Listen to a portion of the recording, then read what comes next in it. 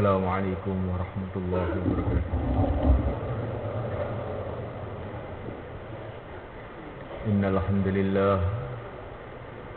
إن الحمد لله نستعينه ونستغفره ونؤمن به ونتوكل عليه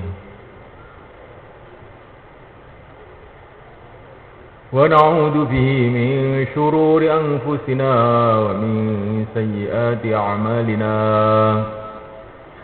من يهديه الله فلا مضل له ومن يضلل فلا هادي له أشهد أن لا إله إلا الله وحده لا شريك له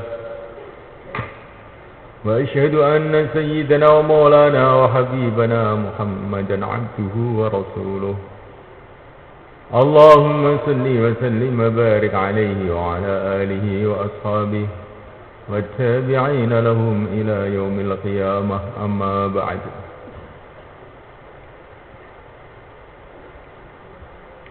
فقد قال تعالى في كتابه الكريم إن الذين قالوا ربنا الله ثم استقاموا تتنزل عليهم الملائكة ألا تخافوا ولا تحزنوا وأبشروا بالجنة التي كنتم توعدون نحن أولياؤكم في الحياة الدنيا وفي الآخرة ولكم فيها ما تشتهي أنفسكم ولكم فيها ما تدعون نزلا من غفور رحيم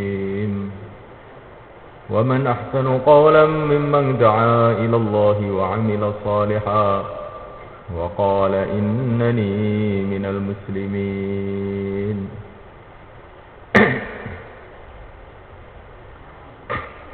Hadirin yang dimuliakan Allah SWT, tidak ada perkara yang lebih penting melebihi agama Allah.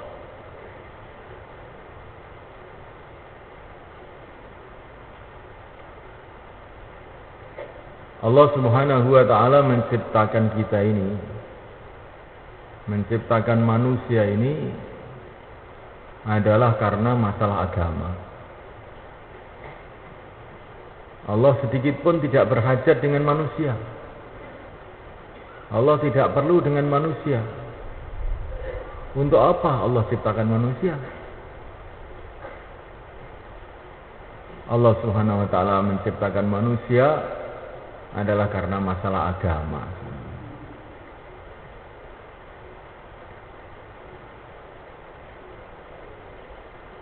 Sebagaimana yang telah difirmankan oleh Allah dalam kitabnya, "Wa ma khalaqtul jinna wal insa illa liya'budun."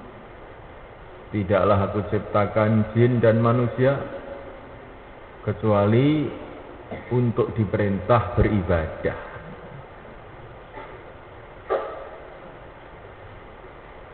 Jadi semalakan Allah SWT, kita ini diciptakan ini untuk apa? Ini yang bisa menjawab hanya Allah sendiri, yang menciptakan Allah sendiri. Siapa saja tidak boleh menjawab. Kalau sudah ditanya manusia diciptakan untuk apa, maka raja-raja tidak boleh menjawab. Kamu tidak ikut menciptakan kok jawab-jawab dulu. Sendikiawan tidak boleh menjawab. Stop.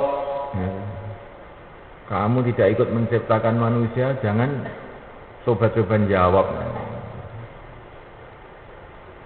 Filosof, raja-raja, rakyat, pemerintah, siapa saja, para malaikat, semua tidak berhak untuk menjawab. Termasuk kita sendiri pun juga tidak berhak untuk menjawab. Karena kita juga tidak pernah menciptakan diri kita sendiri. Untuk apa kamu hidup? Saya hidup ingin jadi ini, ingin jadi ini, ingin jadi ini, ingin jadi orang kaya, ingin jadi menteri, ingin jadi presiden, ingin jadi orang sakti, ingin dugdeng.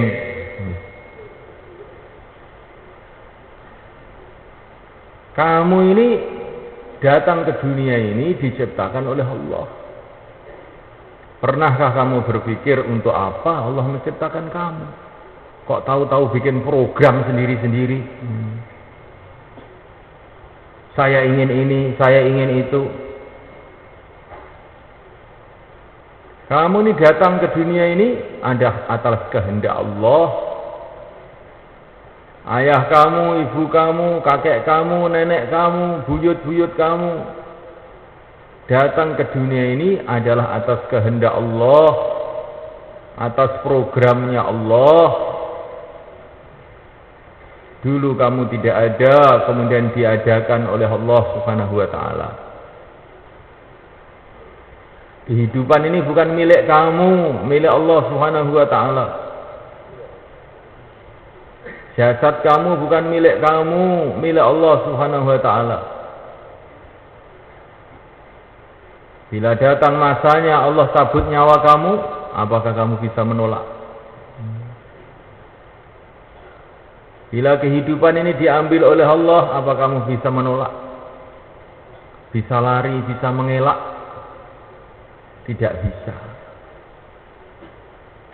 Maka perlu kamu berpikir lagi dan lagi. Untuk apa Allah Subhanahu wa ta'ala kirim kita ke dunia ini? Allah tidak membiarkan kita dalam kebingungan. Allah kirim para nabi, para rasul untuk memberitahu kepada kita untuk apa manusia diciptakan. Manusia diciptakan adalah karena masalah agama. Allah hendak mengambil kekasih-kekasih dari hambanya. Siapa yang mau mengamalkan agama Allah, dia akan jadi kekasih-kekasih Allah. Dan siapa yang tidak mau mengamalkan agama Allah, maka dia akan celaka selama-lamanya. Dunia ini diciptakan oleh Allah SWT juga karena masalah agama. Dunia ini diciptakan oleh Allah karena masalah agama. Yaitu untuk medan ujian. Siapakah yang mau mengamalkan agama Allah, siapa yang tidak mau mengamalkan agama Allah. Matahari, bulan, bintang-bintang, lautan, daratan, tumbuh-tumbuhan, binatang-binatang diciptakan oleh Allah SWT karena masalah agama. Allahu khalaqa sab'a samawati wa minal ardi mithlahun yatanazzalul amru bainahun lita'lamu anna Allah ala kulli shay'in qadir wa anna Allah qad ahata bi kulli shay'in ilma. Allah ciptakan 7 petala langit, 7 petala bumi dengan segala aturan-aturan yang ada di alam semesta ini, supaya kamu kenal dengan keagungan Allah. Allah ciptakan matahari supaya kamu tahu keagungan Allah SWT. Allah jalankan matahari supaya kamu tahu kekuasaan Allah SWT. Allah tenggelamkan matahari supaya kamu kenal dengan keagungan Allah SWT. Allah ciptakan langit, ciptakan bumi, ciptakan alam semesta ini dengan segala macam aturannya. Seluruh alam semesta ini ada aturannya, ada tertibnya yang sangat-sangat tertib. Tumbuh-tumbuhan ada tertibnya. Ini pohon mangga ada tertibnya, ada aturannya, ada rasanya yang khas, ada bentuknya yang khas, ada baunya yang khas. Ini pohon durian, bentuknya khas, rasanya khas, warnanya khas, manfaatnya khas. Ini pohon kelapa, berbeda lagi. Ini pohon ketela, berbeda lagi. Seluruh alam semesta ada aturannya. Matahari berputarnya begini, bulan berputarnya begini, bintang-bintang berputarnya begini, sampai atom-atom yang paling kecil pun ada aturannya. Semua ini diciptakan oleh Allah SWT untuk apa? Supaya kamu itu tahu bahwa Allah itu Maha Kuasa. Jadi ini karena masalah agama. Kenapa kok tumbuh-tumbuhan itu banyak sekali macamnya, banyak sekali jenisnya, banyak sekali rasanya. Ada yang pahit, ada yang manis, ada yang untuk makanan pokok, ada yang untuk obat-obatan, ada yang untuk racun, ada yang untuk bau-bauan, ada yang untuk bumbu-bumbuan. Kenapa? Supaya kamu tahu bahwa Allah itu Maha Kuasa. Supaya kalau kamu itu makan, teringat Allah SWT. Seumpama Allah tidak menciptakan lombok itu, kayak apa ini jadinya dunia ini? Nggak ada yang pedes sama sekali. Sambel nggak ada. Wah, ini akan menderita orang Jawa ini nanti. Bagaimana kalau dunia ini tidak ada garam? Ada seorang ulama itu ngasih amalan santrinya itu aneh. Kamu puasa 7 hari, jangan makan garam. Lemes langsung mereka. 7 hari itu langsung lemes, nggak kuat apa-apa. Hanya gara-gara nggak makan garam. Makan apa aja sudah nggak enak. Ini sayur nggak enak, apa-apa nggak enak, gara-gara nggak ada garamnya ini. Jadi sunwalaikan Allah SWT supaya kita renungi kekuasaan Allah yang ada di mana-mana, kehebatan Allah yang ada di mana-mana, sehingga senantiasa kita memuji-muji Allah di mana-mana, mengagungkan Allah di mana-mana, mengesahkan Allah di mana-mana. Kata para ulama, di antara buktinya bahwa yang mengatur alam semesta ini cuma satu, itu buktinya ada kesatuan di dalam alam semesta ini. Manusia ini perlu angin, kok ya angin ada. Ini menunjukkan yang menciptakan manusia dan yang menciptakan angin itu sama. Manusia, malaikat Allah Ta'ala perlu panasnya matahari, kok ada matahari. Manusia perlu keindahan-keindahan, ada keindahan-keindahan. Manusia ini Allah Subhanahu wa Ta'ala jadikan apa saja keperluannya itu di alam semesta itu ada. Menunjukkan memulaikan Allah SWT bahwa pencipta manusia dengan yang menciptakan alam semesta ini sama. Nah, mulaikan Allah Ta'ala, dan yang menciptakan itu maha tahu. Allah itu sudah tahu, Allah yang menciptakan. Ala ya'lamu man khalaq wa huwal latiful khabir. Allah yang menciptakan, bagaimana tidak tahu, kata Allah. Allah sudah tahu tahun sekian manusia akan dikasih ilham oleh Allah, dikasih petunjuk oleh Allah untuk membuat kacamata. Ini Allah tahu dah. Maka sebelum kacamata dibuat oleh manusia, Allah sudah tahu. Oh, yang menciptakan otak manusia itu Allah. Maka sebelum kacamata dibuat oleh Allah, cantolannya sudah dibuat duluan. yaitu telinga, malaikat. Bagaimana umpama malaikat Allah tidak menciptakan daun telinga ini? Masya Allah, kalau pakai kacamata harus ditaleni sama rumput Jepang, ya. Kan jelek sekali jadinya malaikat.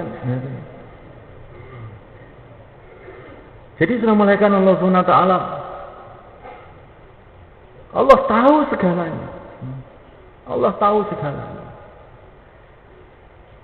Maka sudah malaikat Allah Subhanahu wa taala, kita renungi keagungan Allah di mana-mana ini. Nah, malaikat Allah Subhanahu wa taala, Allah Subhanahu wa taala nanti akan mendirikan hari, menciptakan hari namanya hari kiamat, di mana dunia ini akan dilenyapkan, dihancurkan. Dunia yang begitu besar, yang begitu indah dihancurkan oleh Allah SWT. Karena apa? Karena fungsi dari dunia ini untuk menguji manusia. Siapa yang mau mengamalkan agama, siapa yang tidak mau mengamalkan agama. Yang mau mengamalkan agama masuk surga, tidak mau mengamalkan agama masuk neraka. Maka kapan hari kiamat itu datang, kata para ulama? Hari kiamat itu datang kalau jatah surga sudah cukup, jatah neraka juga sudah cukup. Berarti yang diuji sudah tidak ada lagi, sudah cukup. Maka saat itulah datang hari kiamat. Manusia semua dikumpulkan di padang mahsyar. Mulai manusia pertama Nabi Adam alaihissalam sampai manusia terakhir. Yang mulia manusia semua, para nabi, para rasul, umatnya, raja-raja, sampai bayi yang terakhir lahir di dunia ini dikumpulkan di padang mahsyar. Untuk apa dikumpulkan? Untuk mendengarkan pengumuman hasil ujian. Yang memberikan pengumuman adalah malaikat Jibril alaihissalam. Dipanggil namanya satu persatu. Fulan ibnu Fulan telah berhasil mengamalkan agama Allah dan dia akan sukses mulia selama-lamanya. Fulan ibnu Fulan telah gagal dalam mengamalkan agama Allah, mati tidak membawa iman, tidak membawa Islam, maka dia akan celaka selama-lamanya.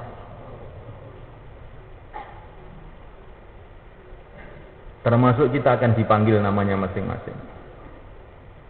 Tidak peduli siapa saja. Waktu itulah baru kita paham sebenarnya orang yang sukses hanyalah orang yang mau mengamalkan agama Allah. Bukanlah orang yang kaya, bukanlah orang yang sehat, bukanlah orang yang sakti, bukanlah orang yang jadi raja, bukanlah orang yang ganteng, bukanlah orang yang cantik, bukanlah orang yang cerdas, bukan. Orang yang mengamalkan agama Allah sampai matinya dengan La ilaha illallah Muhammadur Rasulullah. Inilah sebetulnya orang yang sukses. Inilah sebetulnya orang yang kaya.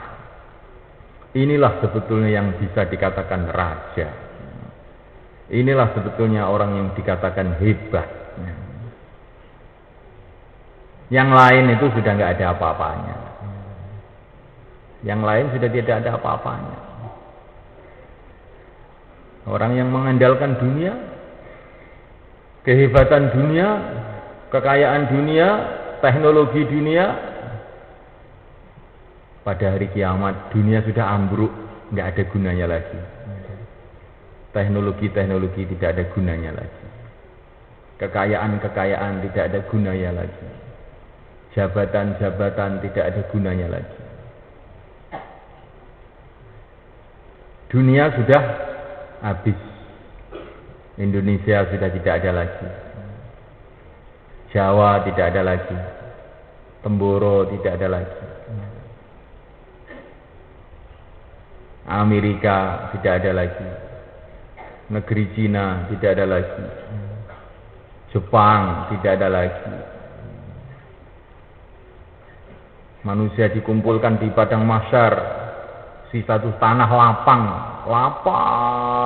sudah. Tidak ada gunung, tidak ada apa-apa. Untuk mendengarkan pengumuman siapa yang berhasil mengamalkan agama sampai mati, siapa yang tidak berhasil. Kemudian ada pengumuman setelah dipanggil satu persatu, kemudian ada pengumuman lagi yang lebih dahsyat. Wamtazul yawma ayyuhal mujrimun. Orang-orang kafir silahkan pisah dari orang Islam. Walaupun sama-sama sukunya, sama-sama bangsanya, sama-sama keluarganya, sama-sama pegawai negerinya, sama-sama petaninya, mati tidak bawa iman, pisah. Anak pisah dengan ayahnya, anak pisah dengan ayahnya, dengan orang tuanya, tetangga pisah dengan tetangganya, orang iman tersendiri, orang kafir tersendiri. Ini akhirnya manusia, cuman dua golongan saja.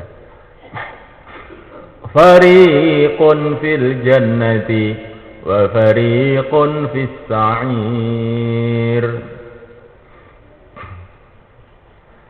Orang-orang kafir akan digiring menuju jahanam, orang-orang iman akan digiring menuju surga. Wasiqal ladzina ittaqaw rabbahum ilal jannati zumara. Orang-orang yang takwa dikirim menuju surga Allah rombongan-rombongan. Rombongan pertama adalah rombongannya baginda Muhammad SAW dan umatnya. Sampai di pintu surga, ternyata pintu-pintu surga sudah dibuka. Para malaikat sudah menyambut mereka.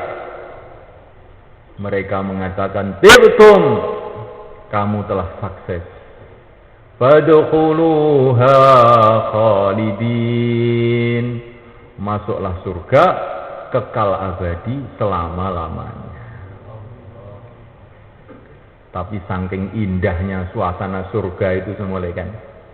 Orang-orang ahli surga itu sudah disuruh masuk itu enggak masuk-masuk. Dia melihat pintunya surga, kok indah sekali. Sudah disuruh masuk lu melihat pintu aja. Waktu untuk melihat pintunya itu saja perlu waktu 40 tahun. Enggak terasa. Bukan 4 bulan mereka, 40 tahun. Ketenggengen, termenung-menung. Pintu begitu indahnya ini pintu ini. Bagaimana yang di dalam pintu? Bagaimana yang di dalam istananya? Bagaimana yang ada di dalam kamar-kamarnya? Tidak ada yang bisa membayangkan. Allahu Akbar, Allah Maha Agung. Maka pahalanya pun juga maha agung. Nggak bisa dibayangkan pahalanya itu. Allahu Akbar, Allah Maha Agung, maka siksanya pun juga maha agung. Tidak bisa dibayangkan siksanya itu. Inilah nasib seorang anak manusia. Jadi manusia ini bukan main-main. Bukan makhluk biasa ini manusia ini. Namanya manusia ini tidak akan selesai ceritanya sebelum jadi raja-raja di surga Allah atau jadi intip-intip di neraka Allah. Ini manusia itu kayak begitu. Ini tidak bisa kita ini main-main. Alah, angel-angel. Nah, si penting jalan ya wis. Golek haram angel, golek halal barang. Nah ini pikiran syaitan, ini pikirannya iblis kan. Untuk menipu kita. Untuk menipu kita. Tidak ada makhluk yang lebih kejam melebihi iblis. Dia senantiasa usaha untuk bagaimana manusia ini celaka. Diiming-iming dengan kenikmatan dunia ini supaya apa? Iblis ini ngiming-ngiming tiap hari kenikmatan dunia ini. Supaya apa? Supaya manusia kehilangan kenikmatan akhirat. Kelihatannya iblis ini begitu sayang sama manusia ini. Diajak berhiburan, cari hiburan, jingkrak-jingkrak sana kemari. Itu bisikan-bisikan iblis pada manusia. Carilah kenikmatan, carilah kesenangan, carilah kegembiraan. Padahal sebetulnya itu adalah tipu daya untuk supaya kehilangan kenikmatan yang sebenarnya. Kenikmatan yang selama-lamanya. Dan iblis itu tahu bahwa dunia ini tidak bisa dinikmati oleh siapa saja. Dunia ini tidak bisa dinikmati oleh siapa saja. Karena begitu singkat, begitu cepat. Belajar dunia, Masya Allah, capek-capek sekolah berpuluh-puluh tahun. Pikirannya nanti kalau sudah tamat sekolah, enak. Akhirnya tamat sekolah S3. Ternyata setelah tamat S3 ini juga tidak enak. Terus langsung dijadikan pegawai, suruh kerja. Pikirannya kalau saya sudah kerja, gaji besar, enak. Tidak enak juga. Ternyata gajinya itu untuk istrinya dan anaknya, bukan untuk dia. Perasaan sananya, Masya Allah, kalau sudah bisa ngasih uang anaknya, istrinya bahagia. Ternyata tidak, istrinya ngomel terus, anaknya juga ngomel terus. Di tengah-tengah omelan-omelan anak, istri, tetangga, sibuk kerja, tiba-tiba jantungnya sudah kecemut, kulitnya sudah keriput. Masya Allah, giginya tahu-tahu goyang. Inilah dunia. Kelihatannya saja seperti enak, sebetulnya ternyata tidak enak. Kelihatannya saja. Dunia itu enak kalau belum didapatkan. Tapi setelah didapatkan, sebentar ternyata tidak enak. Ingin jadi raja, ingin jadi presiden, perasaannya enak. Baru dilantik, sudah masalah sana, masalah sini. Sibuk-sibuknya ngurus negara, tahu-tahu ada berita waktu pensiun sudah datang. Durung mari kesele. Jadi ini disembelihkan Allah Ta'ala dunia. Maka setan itu membujuk kita untuk cari dunia. Karena dunia ini disembelihkan memang setan sudah tahu, dia lebih pengalaman. Sudah beratus-ratus tahun, beribu-ribu tahun setan itu di dunia. Maka setan sudah tahu bahwa dunia ini enggak enak. Maka kekejamannya setan itu mengajak manusia kepada dunia ini. Ini diantara kekejaman setan. Sekaligus hilang akhiratnya. Nah, oleh karena Allah Ta'ala, sebaliknya para nabi, para rasul, sebaliknya yang mulia baginda Muhammad SAW, kelihatannya itu menyusahkan kita. Jangan tertarik kamu dengan dunia. Jangan kamu terkesan dengan dunia. Kelihatannya ini mau menyusahkan kita, mau memiskinkan kita. Padahal ini sebetulnya orang yang paling sayang kepada kita. Dialah orang yang paling cerdas di alam semesta ini. Kalau kecerdasan seluruh manusia ini dikumpulkan, dibandingkan dengan kecerdasan Rasulullah SAW, maka tidak ada apa-apanya. Seperti setetes air laut. Wa kulluhum min rasulillahi multamisun gharfan minal bahri aw rashfan minad diyami. Ilmunya seluruh manusia ini dibandingkan ilmunya Rasulullah itu seperti tetes air hujan atau sesauk air laut. Maka sunnah mulaikan Allah Ta'ala baginda Nabi itu ditawari oleh orang-orang Quraisy, ditawari kerajaan, ditawari harta benda, beliau tidak mau. Bahkan mulaikan baginda Nabi itu diuji oleh Allah, ditawari langsung oleh Allah melalui malaikat Israfil dan Jibril alaihi wassalatu wassalam.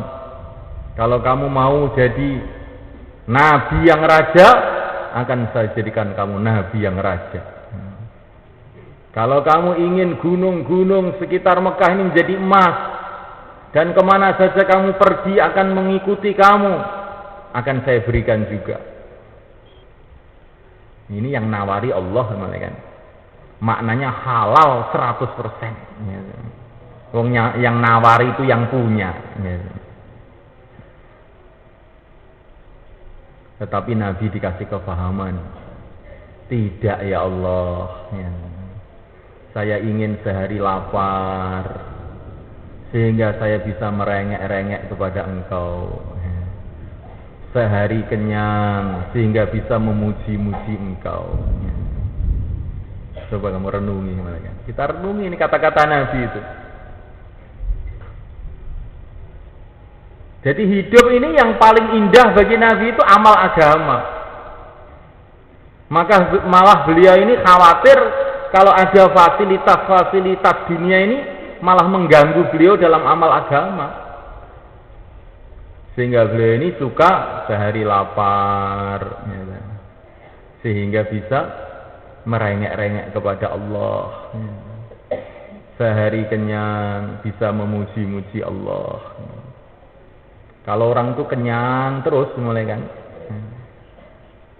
maka ini mulai kan nggak akan bisa merasakan kenikmatannya makan, itu nggak bisa.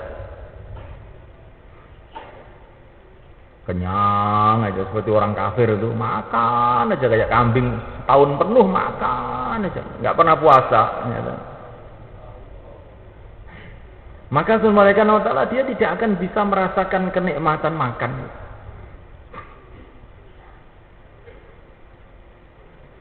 Kenikmatan dunia ini malaikat, kalau dunia ini memang dikatakan nikmat bolehlah. Tapi kenikmatan dunia ini hanya bisa dirasakan kalau dengan agama.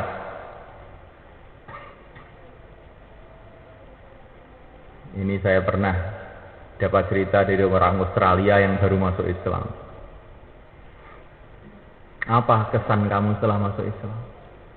Saya bisa merasakan nikmatnya dunia. Loh, maksud kamu bagaimana? Loh, kamu itu dulu kan hidupnya bebas sudah. Nggak ada aturan kok. Lah sekarang ini kan ketika masuk Islam kan ini haram. Ya justru itu Pak, saya merasakan kenikmatan katanya. Dulu itu saya tuh melihat perempuan tuh seperti melihat tembok katanya. Karena sudah bosan tiap hari itu melihat orang telanjang. Ya setelah di dalam Islam ini berjalan tuh tundukkan pandangan. Ini haram. Justru baru saya itu merasakan kenikmatan punya istri. Dia ceritanya begitu itu. Makan ini nggak boleh, ini haram. Justru saat inilah saya itu bisa makan enak. Dulu itu nggak pernah merasakan makan enak. Wong apa saja masuk. Dan setelah banyak dilarang ini kok malah enak. Gitu. Saya itu dulu sulit tidur. Setelah keluar 3 hari diajari tahajud, baru rasanya nikmat tidur itu. Dulu tuh semalam-malam suntuk saya itu nggak tidur, nggak bisa tidur. Setelah keluar 3 hari ini loh baru rasanya nikmat tidur. Kan aneh sama kan. Maka kata Maulana Ibrahim itu, agama itu di dunia ini seperti air liur katanya. Air liur yang ada di mulut kita ini sama kan. Air liur itu kelihatannya itu nggak begitu ada manfaatnya, nggak begitu ada rasanya. Namanya air liur. Tapi kalau air liur itu nggak ada di mulut kita, kan? Kita makan apa saja nggak bisa, nggak ada rasanya itu. Tapi karena ada air liur itu, maka kita ini makan ini terasa enak, makan itu terasa enak. Itu gara-gara ada air liur. Begitu juga sama kan dunia ini. Orang itu bisa menikmati kenikmatan dunia ini kalau dia berpegang dengan agama Allah di dunia ini. Baru dia merasakan kenikmatan dunia. Kita dagang dengan tertib agama, nanti dapat hasil laba 1.000, 2.000, rasa nikmat. Dimakan itu sama kan jadi nur. Tapi dapat laba 1 juta, 2 juta, hasil nipu. Nanti dimakan tuh nggak ada nikmatnya. Sumpek, masuk perut tuh sumpek. Maka ada orang tuh saya ini kok sumpek saja tuh Pak. Datang ke seorang ulama. Kamu ingin hatinya tenang, nikmat. Benar. Makanlah yang betul-betul halal. 40 hari saja kamu coba. Nanti kan terasa itu bagaimana hati tenang. Maka akhirnya dia berpikir bagaimana caranya makan yang betul-betul halal itu. Ini zaman ini sudah apa mana-mana haram ya. Sulit mencari yang halal ini. Akhirnya dia pergi ke satu kampung di puncak gunung. Di situ ada buah-buahan yang tidak ada yang pemiliknya. Maka dia di situ sambil ibadah di situ makan buah-buahan saja di puncak gunung tadi. Setelah genap 40 hari, Masya Allah, betul ini. Rasanya sekarang ini rasanya seperti di surga katanya. Kalau orang itu di surga kayak begini ini saja, sudah nikmat betul. Hatinya itu terasa plong, anyep, tenang, nggak ada bingung, nggak ada khawatir, nggak ada apa. Jadi sunulaikan Allah Ta'ala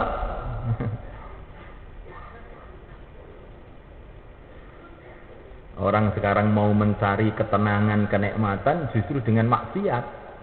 Nggak akan dapat. Ketenangan, kenikmatan hidup ini hanya di dalam taat.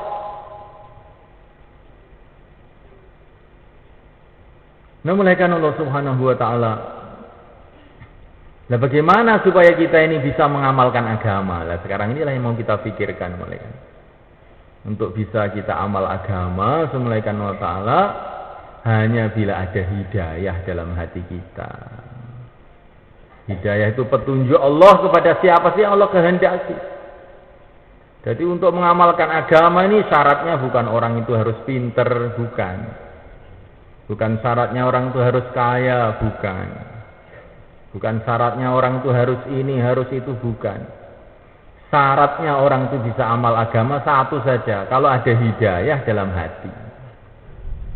Kalau ada hidayah dalam hati, entah dia petani, entah dia pedagang, entah dia kaya, entah dia miskin, entah dia sehat, entah dia sakit, entah dia pejabat, entah dia rakyat, ya akan bisa amal agama dengan mudah. Tetapi kalau di dalam hati tidak ada hidayah, apapun keadaannya, maka akan sulit untuk bisa amal agama. Walaupun dia kumpul dengan orang-orang baik, seperti Qarun, mulai kan. Qarun ini keponakannya Nabi Musa. Orangnya pinter, kaya, pengusaha, sukses. Tinggalnya itu bersama orang-orang soleh. Tetapi dia ini tidak ada hidayah dalam hatinya. Akhirnya dia jadi begajul. Jadi orang yang paling durhaka pada zamannya. Namun Allah Ta'ala sebaliknya istrinya Fir'aun, tinggalnya di istana Fir'aun, kanan kiri tentara Fir'aun, tapi dia dapat hidayah, dia bisa amal agama. Jadi masalahnya itu hidayah mereka. Sedangkan hidayah itu milik Allah, nggak ada orang yang bisa memberikan hidayah. Hanya Allah yang bisa memberikan hidayah. Innal hudallah. Maka sunulaikan Allah SWT bagaimana supaya kita ini dapat hidayah. Allah yang Maha Rahman, yang Maha Rahim memberikan kita amalan-amalan, usaha-usaha yang bila kita kerjakan dengan sungguh-sungguh, Allah akan kasih hidayah. Apa itu sunulaikan Allah SWT? Amalan-amalan asbab hidayah ini. Yang pertama kali adalah membuat suasana dakwah. Ketika Allah mau memberikan hidayah kepada manusia ini, sejarahnya sejak zaman dulu pasti Allah akan mengirim nabi. Ya, kerjanya nabi pertama adalah dakwah. Maka ini syarat hidayah pertama itu adanya suasana dakwah. Maka kita buat suasana dakwah di rumah kita, di masjid kita, di kampung kita, di mana saja. Suasana bercerita mengenai keagungan Allah. Allah adalah Tuhan kita. Allah yang menciptakan kita. Allah yang menciptakan alam semesta. Allah yang menciptakan ayah kita. Allah lah yang menciptakan ibu kita. Allah lah yang menciptakan sawah kita. Allah yang menciptakan otak kita. Allah yang menciptakan telinga kita. Allah yang menciptakan rakyat kita. Allah yang menciptakan pejabat kita. Allah yang menciptakan presiden kita. Allah yang menciptakan alam semesta. Dialah Allah yang menciptakan langit. Dialah Allah yang menciptakan bumi. Dialah Allah yang menciptakan segalanya, makhluk yang tampak maupun makhluk yang tidak tampak. La ilaha illallah. Ini pertama. Ini harus ada. Suasana dakwah ini harus dihidupkan. Di mana saja. Ini syarat pertama hidayah datang. Ini kalau suasana bicara keagungan Allah, ini tidak ada, kita ini dalam bahaya. Dalam bahaya. Harus kita tanamkan. Pokoknya kalau kita nggak bicara keagungan Allah, tidak dalam suasana bercerita kehebatan Allah, kita ini di dalam bahaya. Sekarang orang itu tahu bahayanya penyakit, bahayanya apa macam-macam ya, tapi tidak tahu bahayanya meninggalkan dakwah, bahayanya tidak makan, bahayanya tidak minum, tahu semua, bahayanya tidak punya duit, bahayanya ini semua orang tahu, bahayanya tidak dakwah ini loh kurang tahu. Padahal kalau kita tidak dakwah, maka akan lupa kepada Allah. Nah, kalau sudah lupa kepada Allah, gawat kan. Sedangkan kita ini berhajat kepada Allah 24 jam. Setiap detik kita berhajat dengan pertolongan Allah. Lah kok lupa kepada Allah? Gawat ini semuanya kan. Bagaimana kalau seorang anak lupa dengan ayahnya dan ibunya, kan? Padahal dia ini perlu pemeliharaan ayah dan ibunya. Anak umur 3 tahun, Lupa ayahnya, lupa ibunya. Ya. Bagaimana dia? Alangkah menderitanya dia semalekan. Ini gambaran saja semalekan. Nah, manusia kalau sudah lupa dengan Tuhannya, gawat besar semalekan. Supaya tidak lupa ini harus ada suasana ingat mengingatkan. Itulah suasana dakwah. Maka suasana dakwah kita hidupkan di mana saja. Kemudian semulaikan Allah Ta'ala supaya kita dapat hidayah, harus kita ini sibuk dalam amalan-amalan orang-orang yang dicintai oleh Allah. Amalannya baginda Nabi, amalan sunnah. Dalam Quran dikatakan kalau kita amal sunnah maka Allah kasih hidayah. Wattabi'uhu la'allakum tahtadun.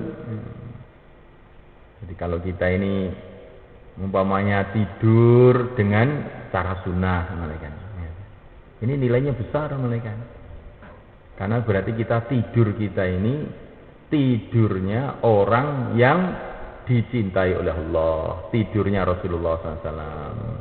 Akhirnya kita dapat hidayah. Kalau orang itu dicintai oleh Allah, dia dapat hidayah. Kapan orang itu dicintai oleh Allah? Karena ketika dia ini amal sunnah, amal yang dikerjakan oleh kekasih Allah yang mulia baginda Muhammad SAW. Kalau kita berpakaian sunnah, maka pakaian kita ini mendatangkan kecintaan Allah, maka akhirnya Allah kasih hidayah. Kalau kita ini makan dengan cara sunnah, maka makan kita ini dicintai oleh Allah, akhirnya makan kita ini mendatangkan hidayah. Terus begitu dalam seluruh kehidupan itu kita ini usaha bagaimana amal sunnah. Qul in kuntum tuhibbunallaha fattabi'uni yuhibbukumullah. Kalau orang itu amal sunnah dicintai oleh Allah. Kalau dicintai oleh Allah mesti dikasih hidayah. Maka amal sunnah itu penting mulaikan. Kemudian mulaikan Allah Subhanahu wa taala untuk kita ini mendapatkan hidayah perlu kita sibuk doa, mohon kepada Allah. Nah, sebaik-baiknya doa adalah doa waktu sholat. Ihdinas siratal mustaqim. Ya Allah, berikanlah hidayah kami jalan yang lurus. Siratal ladzina an'amta alaihim. Jalannya orang-orang yang telah Engkau beri nikmat, yaitu para nabi. Jadi setiap sholat kita mesti doa supaya dikasih hidayah seperti hidayah yang Allah berikan kepada para nabi. Hidayah yang Allah berikan kepada para nabi itu bagaimana? Hidayah yang jadi asbab hidayah untuk orang lain. Jadi para nabi itu keistimewaannya begitu. Dapat hidayah dan jadi asbab hidayah untuk orang lain. Maka ini yang harus kita minta kepada Allah. Kita dapat hidayah, kemudian jadi asbab hidayah untuk anak kita, untuk istri kita, untuk teman kita, untuk tetangga kita. Inilah orang yang paling beruntung di dunia ini. Sehingga dia mati, amalannya itu diteruskan oleh anaknya, istrinya, temannya, tetangganya, sanak familinya, umat di seluruh alam. Maka Syekh Muhammad Ilyas ketika mau wafat, beliau ini tersenyum-senyum saja mereka. Mau mati ya tersenyum-senyum. Maka ditanya salah satu santrinya, Syekh, kok tersenyum-senyum Syekh? Iya. Biasanya orang itu mati meninggalkan satu istri, beberapa anak.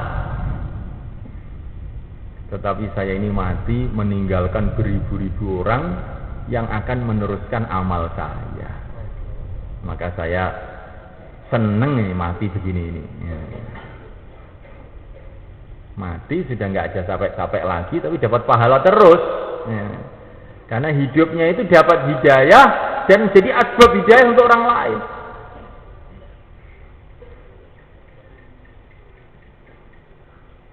Orang iman ini semulaikan Allah Ta'ala kalau mati, kalau tidak jadi asbab hidayah, maka akhirnya bagaimana? Amalannya sudah berhenti, ya.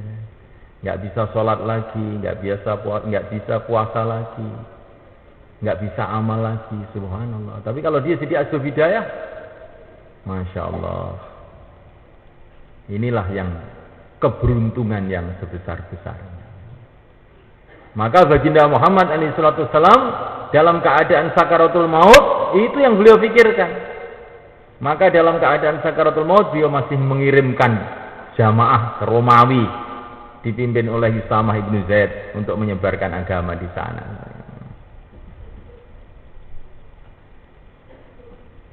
Jadi dalam keadaan sakaratul maut masih membentuk jamaah untuk dakwah. Kita sudah ada pikir begitu belum? Waktu sehat aja nggak bentuk jamaah, apa mana sekarat. Nah, bagaimana semuanya kan kita ini rugi besar kan. Nabi kita ini memberi contoh kepada kita. Waktu sakaratul maut itu masih membentuk jamaah. Akhirnya 3.000 orang dibentuk. Ya kita ini masih sehat, nggak bentuk jamaah. Mundur aja jamaahnya. Nah ini semulaikan Allah Ta'ala perlu kita renungi. Baru inilah hidup ikut Rasulullah, mati ikut Rasulullah itu seperti itu.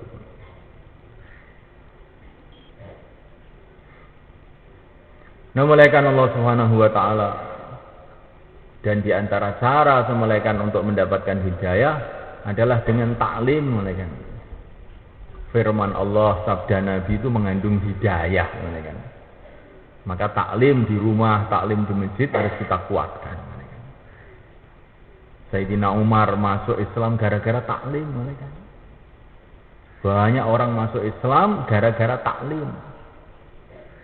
Ini di negeri-negeri barat ini memuliakan, banyak orang masuk Islam gara-gara wujudnya taklim di rumah-rumah orang Islam. Maka kita hidupkan taklim, insyaallah memuliakan. Dengan sungguh-sungguh memuliakan.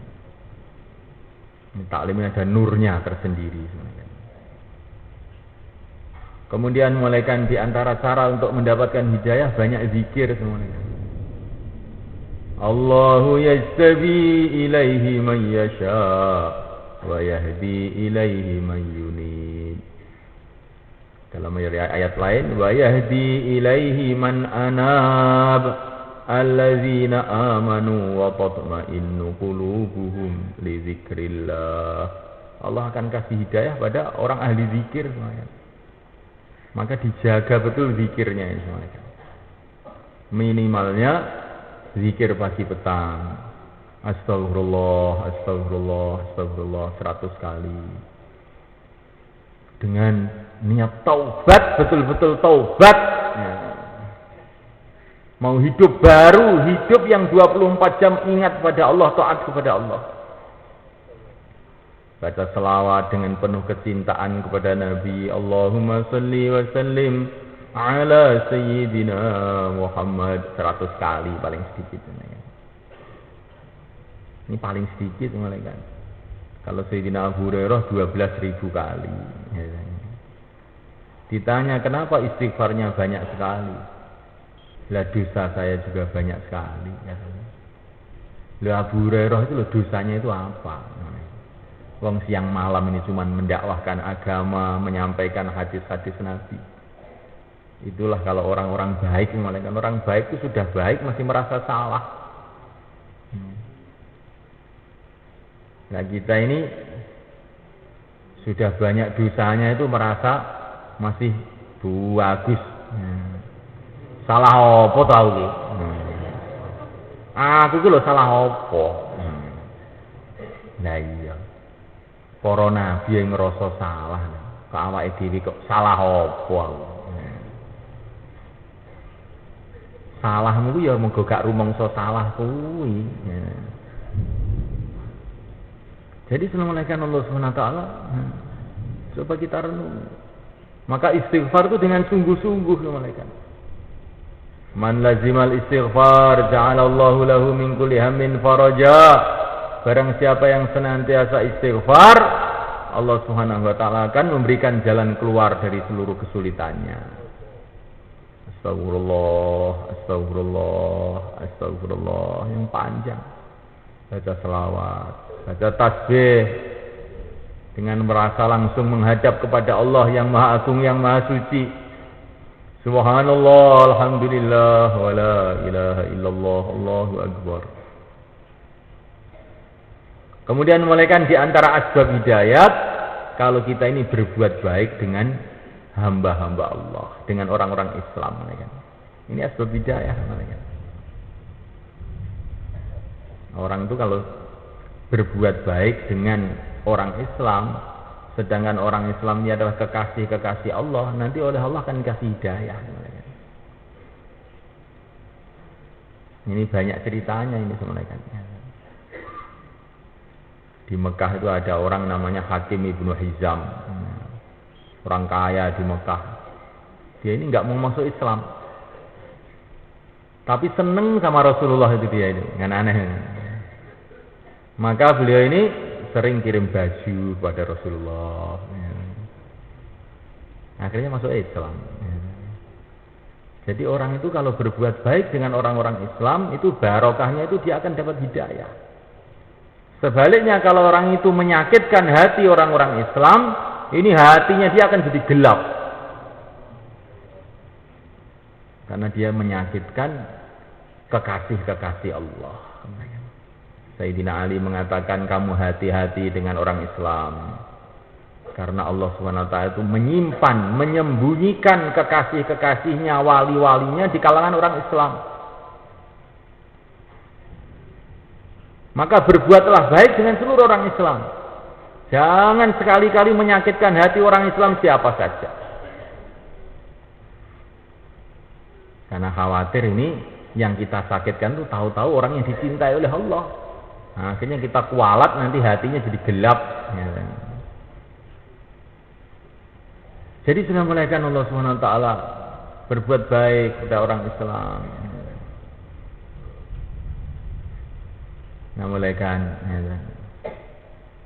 sering orang-orang tua kita ini cerita bagaimana di Amerika ada seorang masuk Islam, orang itu masuk Islam, tapi istrinya ini nggak mau masuk Islam. Sudah didatangi banyak orang, diceritakan kemuliaan Islam, kehebatan Islam, kebenaran Islam, dalil-dalil sudah disampaikan, tapi nggak mempan. Ini wanita ini tidak mau masuk Islam. Akhirnya satu jamaah India datang ke satu masjid, maka suaminya bilang sama orang India ini, istri saya ini sudah saya kasih macam-macam tarhib, ajaan dengan lemah lembut, dengan segala macam cara, nggak mempan. Bagaimana? Ya hidayah itu dari Allah, bukan dari dalil. Hidayah itu dari Allah. Walaupun kamu datangkan berapa saja dalil, kalau Allah nggak kasih hidayah, nggak dapat hidayah. Nah, mulaikan Allah Ta'ala, Fir'aun itu melihat mukjizat Nabi Musa, tongkat jadi ular. Masya Allah, tangan bercahaya seperti matahari. Macam-macam mukjizat dia lihat, tapi nggak mau masuk Islam. Abu Jahal ini memulaikan, bilang sama Rasulullah, kalau kamu bisa mecah bulan di atas itu loh, baru saya percaya kalau kamu itu utusan Allah. Benar, iya. Nabi sholat 2 rakaat, tahu-tahu bulan pecah. Tapi Abu Jahal nggak mau masuk Islam. Alah, ini kan sihir saja, katanya. Sihir saja. Abu Jahal itu usul kepada Nabi itu macam-macam mukjizat. Dia melihat sendiri, bahkan pernah dia melihat Jibril ini. Abu Jahal juga tidak mau masuk Islam. Ada juga orang-orang yang karena melihat keanehan-keanehan masuk Islam. Ada juga orang yang mendengar Al-Quran langsung masuk Islam. Ada juga orang yang tahu-tahu bangun tidur masuk Islam. Ada orang ini di Makkah tidur, perasaannya mau dilemparkan ke neraka. Ngipi itu. Tiba-tiba Rasulullah datang, diselamatkan. Bangun tidur langsung datang ke rumahnya Rasulullah, masuk Islam, gitu aja. Jadi semulaikan Allah Ta'ala, hidayah itu dari Allah Subhanahu Wa Ta'ala. Bukan kalau orang itu tahu dalil terus kemudian dapat hidayah, bukan. Kalau orang itu melihat mukjizat kemudian dapat hidayah juga bukan. Kalau orang itu dekat kepada Nabi dapat hidayah juga bukan. Kalau Allah kasih hidayah ya dia akan dapat hidayah.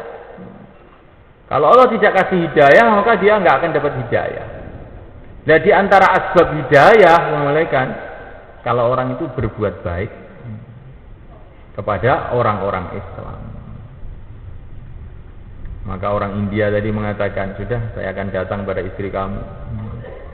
Setelah datang ke istrinya, maka orang India tadi tidak bilang dalil-dalil, yang dalil sudah banyak ini. Dia biasa ngomong-ngomong saja, saya ini orang Islam dari India, saya tinggal di masjid sana, silaturahim kepada orang-orang Islam. Saya dapat berita dari suami kamu bahwa kamu ini wanita yang baik sekali, akhlaknya baik sekali, suaranya baik sekali. Maka dia senang wanita tadi. Maka sudah tampak ini wanita ini senang. Akhirnya orang India tadi bilang, bagaimana Bu kalau membuat kopi untuk ini tamu-tamu orang-orang Islam dari India ini? Oh bagus. Langsung dia ke dapur bikin kopi, minum kopi sama-sama. Setelah minum kopi, maka orang India tadi bilang, Bu, apa sudah siap masuk Islam? Sudah, katanya. Maka suaminya tuh heran, ini nggak usah didalili kok, tahu-tahu siap masuk Islam. Ini kamu doain apa tadi? Maka sampai di masjid dia cerita, saya tadi itu berpikir bagaimana ini supaya wanita dikasih hidayah oleh Allah. Bukan saya pikir saya itu mau target dia supaya dapat hidayah, saya tidak berpikir begitu. Saya akan bicara yang bagus supaya dia dapat hidayah, tidak begitu. Karena saya ini dikasih tahu oleh para ulama, yang kasih hidayah Allah bukan kamu. Maka tadi saya berpikir bagaimana supaya Allah kasih hidayah sama wanita ini. Akhirnya saya dikasih ilham oleh Allah. Kalau wanita ini mau berkhidmat sama orang Islam, nanti barangkali ini akan menjadikan Allah suka dengan wanita ini sehingga dikasih hidayah. Ya ternyata sangkaan saya benar. Begitu dia bikin kopi untuk orang Islam, dapat hidayah akhirnya. Jadi saya ini bukan sebetulnya minta kopi, bukan. Supaya dia ini korban untuk orang Islam, itu maksud saya itu. Maka semulakan kalau malam istima ini, istri-istri kita ini suruh siapkan kopi di rumah. Ya. Bagaimana? Goreng tempe. Ya. Jagung, sego pecel, ya kan. Untuk apa? Supaya istri kita ini ada pengorbanan untuk agama. Ini malam istima, kamu goreng tempe, nanti akan saya bawa ke istima, bikin kopi, akan saya bawa ke istima. Barangkali dengan orang-orang minum kopi, akhirnya dengar bayan subuh tidak ngantuk. Sehingga kamu dapat pahalanya orang-orang yang bayan subuh. Karena dia tidak ngantuk, akhirnya paham bayannya. Sehingga akhirnya keluar 4 bulan. Maka kopi kamu itu jadi asbab 4 bulan. Sehingga kamu dapat bagian pahalanya juga. Sehingga itu malaikat Allah Ta'ala istri kita yang di rumah dapat berkahnya agama, berkahnya fikir agama. Ini kenapa ini istri-istri kita ini nggak paham-paham kepada agama? Karena kita tidak ajari dia kurban untuk agama. Nah, akhirnya hatinya itu gelap. Nah, malaikat Allah Ta'ala dan diantara asbab hidayah, malaikat Allah Ta'ala keluar di jalan Allah. Walau anna katabna alaihim an yaqtulu anfusakum aw yakhruju min diyarikum ma fa'aluhu illa qalilan minhum walau annahum fa'alu ma yu'adzuna bihi lakana khairan lahum wa ashadda tathbita wa idzal la'atainahum min ladunna ajran 'azima wa lahadainahum siratan mustaqima faman jahada fa innama yujahidu li nafsihi walladzina jahadu fina lanahdiyannahum subulana. Ini banyak sekali ayat-ayat yang ringkesnya kalau kita ini mau berjuang mulai kan. Nanti itu baliknya itu pada diri kita sendiri. Jadi kita ini berjuang mendakwahkan agama ke sana kemari, pada prinsipnya itu untuk menguatkan rohani kita sendiri, menguatkan iman kita sendiri yang prinsip yang paling pokok itu. Maka orang-orang yang paling kuat imannya adalah orang-orang yang memperjuangkan agama siang dan malam. Para nabi, para rasul, para sahabat. Maka kita ingin mengikuti jejak mereka juga. InsyaAllah mereka. Maka yang akan belajar keluar jalan Allah, mau mikirkan agama sungguh-sungguh, silahkan mulaikan. Yang mau keluar jalan Allah 4 bulan, 40 hari, tambah masa, sisa masa berapa hari saja, silahkan berdiri ke selatan. Monggo, bismillah, monggo. Monggo. Monggo. Sing badhe medal kanulan kanthi sedinten setahun. Masya Allah, monggo. Sing badhe medal dinten-dinten mawon kula aturi jumeneng ngidul kok, monggo, monggo. Bismillah.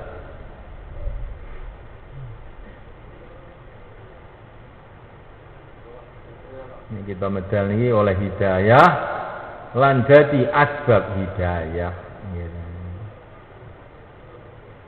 Oleh hidayah jadi asbab hidayah. Monggo. Jumeneng kok, monggo. Bismillah. Kita syukuri wis panen, ya dah. Ndang cepet-cepet metu, engko selak repot tandur engko. Ayo monggo ngeten. Jumeneng.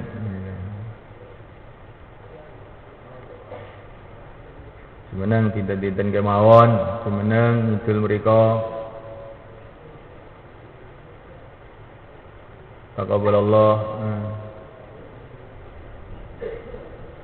Monggo. Mboten usah sungkan-sungkan, langsung jumeneng. Saniki wong nglakoni maksiat ora sungkan, gitu. Wis nglakoni taat nggih ben sungkan. Monggo njaden, monggo. Monggo jumeneng. Pinten-pinten mawon jumeneng idul, monggo. Bulan Rabiul Awal. Bulan kelahirane Kanjeng Nabi.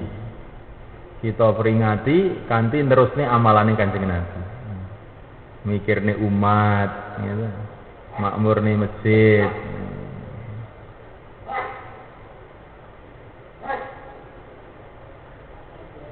Wong-wong dunya pikirane gawe pabrik mobil, gawe pabrik gula. Wong-wong iman pikirane gawe pabrik amal. Pabrik amal nggih punika masjid. Diuripne kanthi amalan-amalan. Pabrik dai nggih punika masjid sing gesang amalan. Pabrik wong saleh nggih punika griya-griya sing urip sunah Nabi. Monggo ngenten, monggo. Insyaallah kita niat ya, Pak nggih.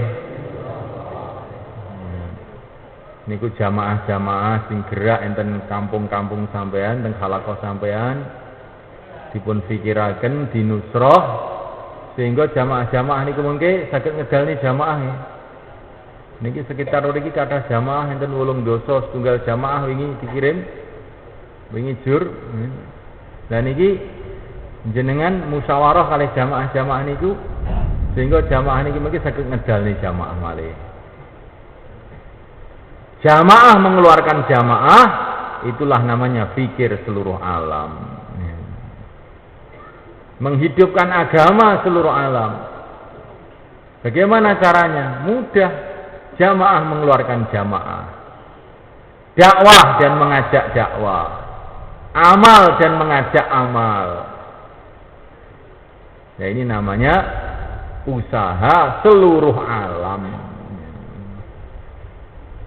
Kalau kita ini dakwah dan mengajak dakwah, amal dan mengajak amal, jamaah mengeluarkan jamaah, maka berarti kita ini menggarap seluruh dunia sebenarnya. Secara bertahap-tahap.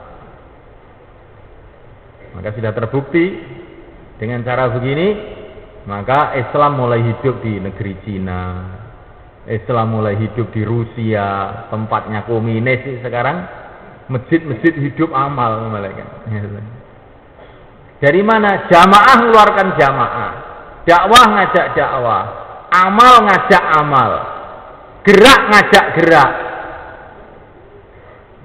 Nah, ini yang kuncinya itu di situ itu. Gerak ngajak gerak, amal ngajak amal, dakwah ngajak dakwah, jamaah keluarkan jamaah. Insyaallah malaikat. Maka kita ini akan ditulis berbuat kebaikan ke seluruh dunia. Menyebarkan kebaikan untuk seluruh dunia. Jadi menghidupkan agama seluruh dunia ini mboten kudu wong mubeng sak donya kabeh mboten lah. Gampil gitu. Pokoknya jamaah ngetokne jamaah, dakwah ngejak dakwah, amal ngejak amal, gerak ngejak gerak. Aja gerak dhewe, ngajak gerak. Aja mikir dhewe, ngajak mikir. Aja dakwah dhewe, ngajak dakwah. Aja metu dhewe, ngajak metu. Aja salat dhewe, ngajak salat. Inilah tertibnya Rasulullah SAW. Sehingga agama tersebar seluruh dunia. Monggo sakniki tiga-tiga sekawan-sekawan, monggo. Tiga-tiga sekawan-sekawan, monggo.